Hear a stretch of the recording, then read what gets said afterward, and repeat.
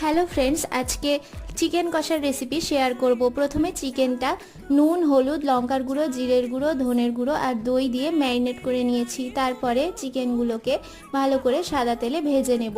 এখন ভাজা হয়ে যাওয়ার পরে সাদা তেলে ফোড়ন দিয়ে দিলাম গোটা গরম মশলা, তেজপাতা, শুকনো লঙ্কা আর দিয়ে দিলাম পেঁয়াজ কুচি। পেঁয়াজ কুচিটা ভাজা হয়ে গেলে দিয়ে দিলাম আদা রসুন বাটা। আদা রসুন বাটাটা একটু নাড়াচাড়া করে দিয়ে দিলাম টমেটো বাটা। তারপরে টমেটোটা একটু নাড়াচাড়া করে দিয়ে দিলাম টক দই।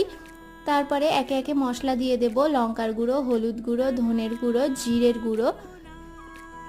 তারপরে মশলাটাকে ভালো করে কষিয়ে ভেজে রাখা চিকেনগুলো দিয়ে ভালো করে কষিয়ে নেব। তারপরে তার মধ্যে অল্প জল দিয়ে কিছুক্ষণ হতে দেব। তারপরে সেটা যখন কষা কষা মতো হয়ে আসবে, তাতে গরম মশলার গুঁড়ো আর ঘি দিয়ে নামিয়ে নিলেই রেডি চিকেন কষা। আজকের মতো এই পর্যন্তই, দেখা হবে নতুন একটা রেসিপি নিয়ে।